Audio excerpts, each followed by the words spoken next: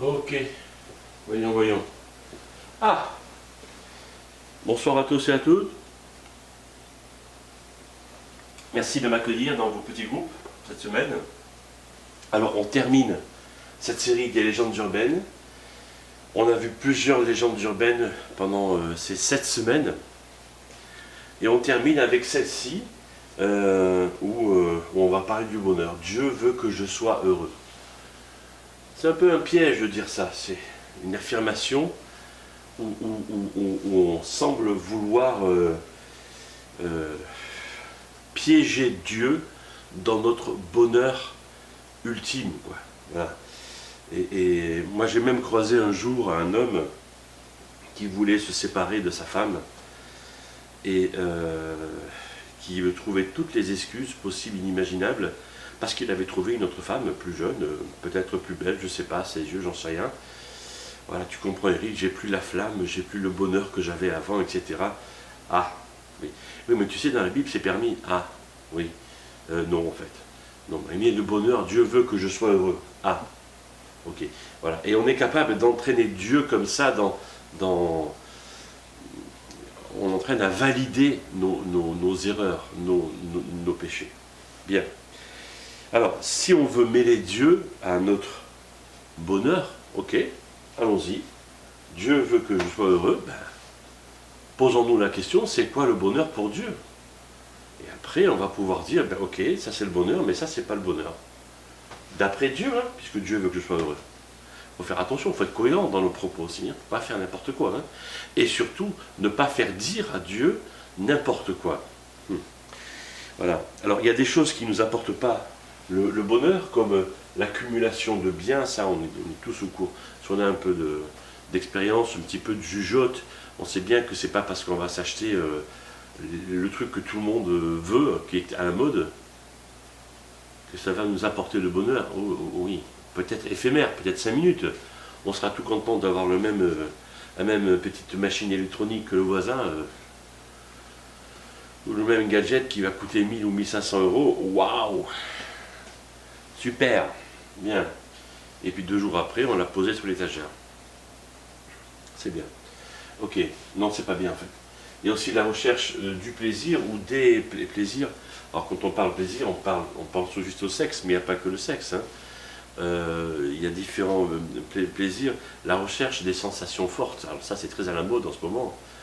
Quand on se balade sur Internet, on trouve des gens qui essayent de faire des trucs de fous, en fait, qui risquent leur vie. Hein. Et certains en meurent d'ailleurs, ou se blessent, ou l'amour voilà, le plaisir de faire la fête, faire la fiesta, ou évidemment le sexe, la drogue, que sais-je encore, enfin, ce genre de stupidité, quoi. Voilà. Et puis, alors je parle aussi de la vengeance, parce que la vengeance semble parfois, ah mais tu m'as fait du mal, je vais me venger. Et puis une fois que tu t'es vengé, tu te rends compte que, est-ce que tu es plus heureux? Non, en fait. Parce que très souvent, la vengeance laisse un goût amer. Jamais un goût de miel ou de bonheur. C'est toujours un goût d'amertume que ça laisse. Ouais. Alors si on ouvre un peu la Bible et qu'on regarde ce que Dieu veut, puisque Dieu veut que je sois heureux, qu'est-ce que Dieu veut pour ton bonheur, pour mon bonheur? C'est quoi le bonheur selon Dieu? Mais c'est d'abord être généreux. Dans Acte 20, c'est des paroles de Jésus qui nous sont retransmises ici. Jésus dit, il y a plus de bonheur à donner qu'à recevoir. Et si tu as expérimenté ça, le fait de donner, pas seulement de l'argent, hein, de donner de ton temps, de donner de ce que tu sais faire, de ton savoir, de donner de ta patience, que sais-je, voilà. De se donner soi-même, etc.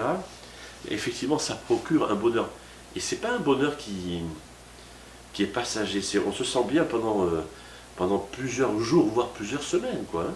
Donc c'est vraiment un bonheur stable, solide, qui dure, quoi. Et puis il y a aussi apprécier les plaisirs simples. Alors qu'est-ce que c'est que apprécier les plaisirs simples? Ça c'est vraiment l'antidote au fait de vouloir accumuler un nombre de biens fous, en fait.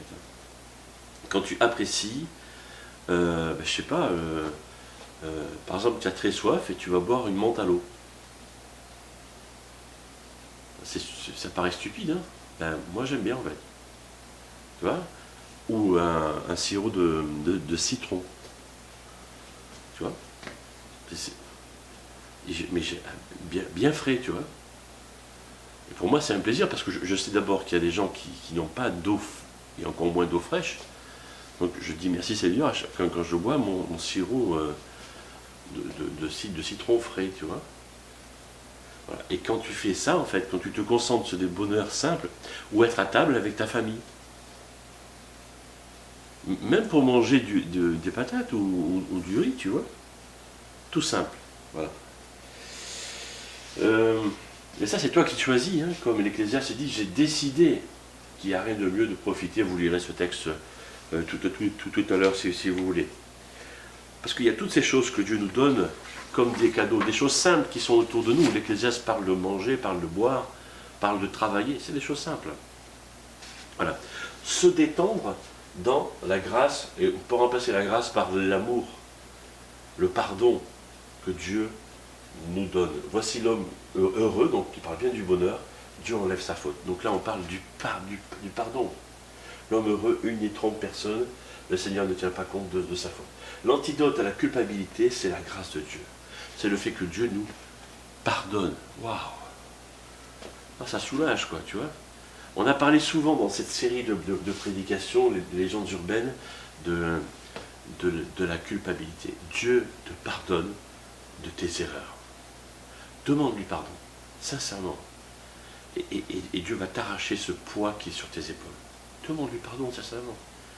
Demander pardon, c'est reconnaître sa responsabilité. Oui, Seigneur, c'est vrai. J'ai dit ça, j'ai pensé ça, j'ai fait ça. Oui, c'est vrai. C'est vrai, je suis un imbécile, je suis un abruti. C'est vrai. Pardonne-moi, Seigneur. Waouh, génial. Le pied, voilà. Dieu nous pardonne. Être un disciple de Christ, c'est savoir que malgré ce que j'ai fait, ou ce que je n'ai pas fait, quand Dieu te demande de faire un truc et que tu refuses, tu vois, eh bien Dieu m'aime. Et il m'accepte. Parce qu'il est prêt à me pardonner. Et un quatrième et dernier point, c'est se focaliser sur la fin de l'histoire. Quand on lit la Bible, il y a l'Apocalypse à la fin.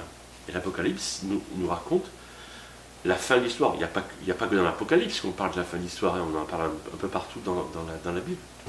Et donc on sait que finalement, Jésus est vainqueur. Amen. Jésus est vainqueur. On est dans l'équipe des vainqueurs. Dieu est venu par Jésus et il a dit, toi, je te veux dans mon équipe. Et mon équipe gagne. Regarde. Il nous a montré des images. C'est l'Apocalypse, hein, c'est des images. Hein. Voilà. C'est ce que Jésus a fait sur la croix. Il a vaincu la mort. Il a vaincu le péché. Il a vaincu ton péché. Il a vaincu mon péché. On est dans son équipe, une équipe de vainqueurs. En attendant, il nous faut vivre. Ok. On connaît le score final et puis on est en train de voir comment ça se passe, quoi. On a des hauts, c'est vrai. On a des bas. Et pendant ces hauts, eh bien, on prend plaisir à ces choses simples de la vie et on emmagasine comme ça du bonheur, quoi. Voilà. Parce que quand il y a les moments durs dans la vie, eh bien, ces souvenirs des moments simples, c'est ça notre énergie, c'est ça ce qui nous fait tenir bon. Voilà. L'attente du juste débouche sur la joie, mais les espérances des méchants seront déçues, et encore heureux l'homme qui tient ferme face à la tentation, car après avoir fait ses preuves, il recevra la couronne du vainqueur, la vie que Dieu a promise à tous ceux qui l'aiment. Être généreux, apprécier les plaisirs simples, se détendre dans la grâce de Dieu, se focaliser sur la fin de l'histoire. Voilà le bonheur. C'est tout autre chose que ce que notre monde nous propose. Mais c'est ça la définition de bonheur selon Dieu. Voilà, je vous souhaite une bonne discussion entre vous et passez une très bonne soirée. À très bientôt.